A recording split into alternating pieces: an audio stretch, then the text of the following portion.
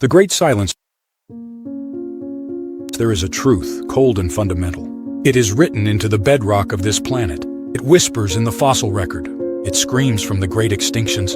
That to exist is a statistical anomaly, and to persist is a miracle. We stand on a library of lost worlds, a museum of failed experiments, a planet-sized graveyard with no tombstones. For every species alive today, thousands have vanished. For every heartbeat you can hear, a billion silent ghosts lie beneath your feet. Life on Earth is not a story of victors. It is a story of survivors. And we, Homo Sapiens, are the most improbable survivor of all. We are physically weak. We lack natural armor, venom, or terrifying speed. We are born utterly helpless, dependent for years. And yet, here we are. A fragile, anxious ape that learned to question the stars. An apex predator whose greatest weapon is not a claw, but a concept. This is not a story of strength. This is the story of a paradox. A mystery that begins with the most haunting question of all. Why did they die? And why did we live? The Book of the Dead. The history of life is a book with most of its pages torn out. The few chapters that remain tell of epic struggles and spectacular falls, each ending a silent lesson. Consider the world 252 million years ago. The Permian period, a planet of sprawling forests and the first great reptiles. Life exploded in breathtaking diversity. Then came an event known only as the Great Dying, not an asteroid, not a sudden cataclysm, but a slow, suffocating poison from within the Earth itself. Perhaps from the great volcanoes of Siberia choking the sky. 96% of all marine species vanished. 70% of all terrestrial vertebrates were wiped out. The planet became a near-sterile ghost world, a silent tomb. Life nearly ended, but it didn't. From the ashes, new forms arose. The dinosaurs began their long reign. Then 66 million years ago, the sky fell. A rock the size of a mountain struck the Earth with unimaginable force. The reign of the dinosaurs ended in fire and darkness. Their might, their dominance erased in a geological instant. Extinction is the rule. Survival is the exception. The Earth does not care about strength or size or complexity. It only cares about what works. And when conditions change, what worked before can become a death sentence. Our own story is written not just on the graves of these ancient titans, but on the much fresher graves of those who looked like us, our closest kin, our cousins, the ghosts in the mirror. Imagine a world not so long ago where you could walk through a forest in Ice Age Europe and meet another kind of human. Not an ancestor, not a primitive forerunner, but an equal, a different path of human intelligence. The Neanderthals. For hundreds of thousands of years, they were the masters of Eurasia. They were powerful, barrel-chested hunters, adapted perfectly to the cold. Their brains were, on average, even larger than ours. They controlled fire, crafted sophisticated tools. They buried their dead, perhaps with ceremony. They may have had language, art, and culture. They were not brutes. They were a successful, intelligent species of human. We met them. We lived alongside them for millennia. And in the DNA of most humans outside of Africa, their ghosts remain. We carry their genes, a testament to a time when our stories intertwined. Then, around 40,000 years ago, they vanished. Not in a single violent event. No signs of a genocidal war. They simply faded away, replaced by us. In Asia, there were others. The enigmatic Denisovans, known from little more than a finger bone, a tooth, and their powerful genetic echo in modern populations across Asia and Oceania. They too were human. They too interbred with our ancestors. And they too vanished. There was Homo floresiensis, the hobbits of Indonesia. Homo naledi in South Africa, challenging our ideas of ritual. The human family tree was once a thriving, branching bush of different ways to be human. Now only one branch remains, ours. The great silence is not just in the cosmos. It is right here in our own family album. A haunting silence where the voices of our cousins should be. They were not weaker. They were not less intelligent in many ways. So why are we the last one standing? This is the central mystery of the survivor's paradox. The evidence from the void. The ghosts of our cousins are silent. They left no books, no chronicles, no warnings. So how do we hear their whispers across the abyss of time? How do we reconstruct a story with no words? We do it by learning to read the Earth's secret languages.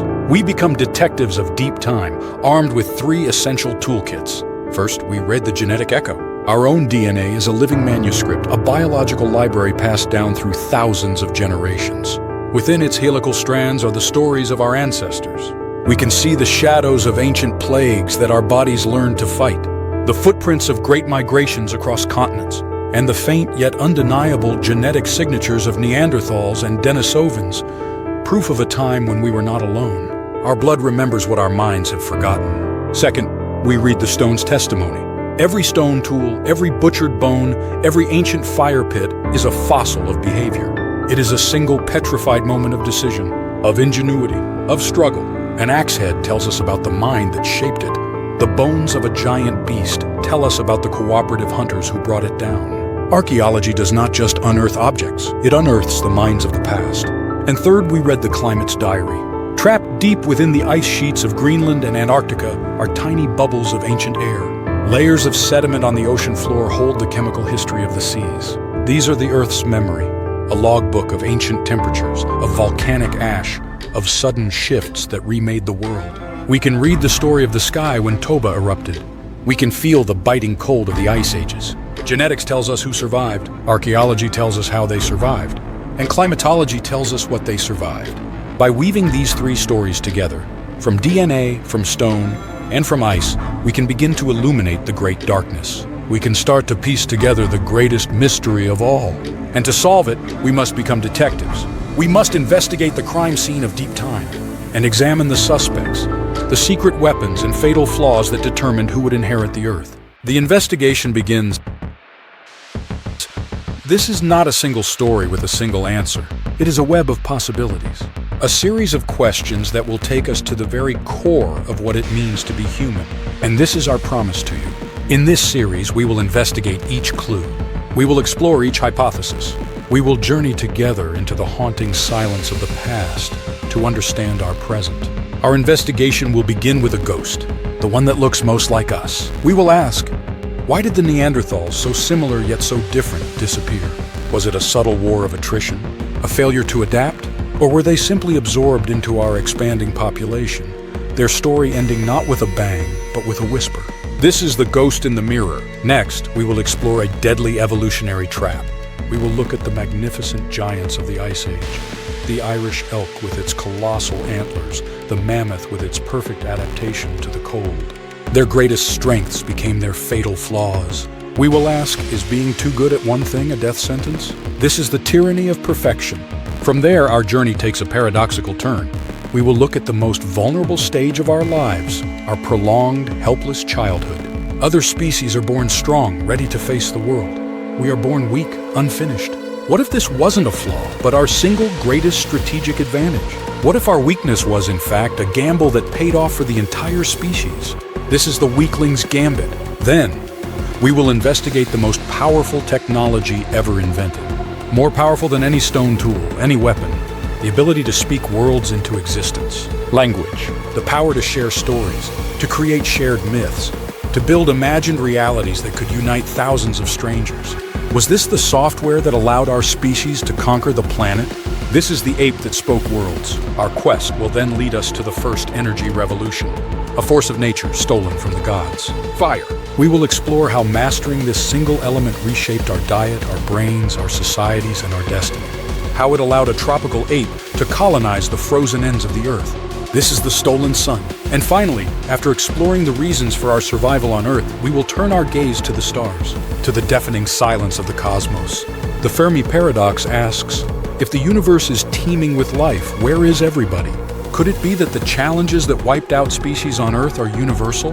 A series of great filters that almost no one passes? And the most terrifying question of all, is the greatest filter still ahead of us? This is the silence at the end of time. The invitation.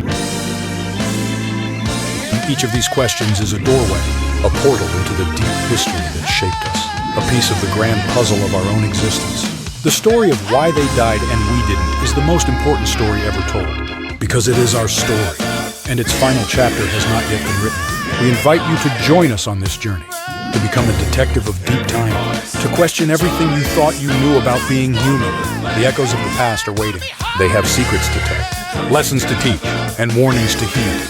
Subscribe to Epoch Echoes. Turn on your notifications, because our investigation into the survivor's paradox begins now, and you won't want to miss a single clue. The first chapter arrives this Monday.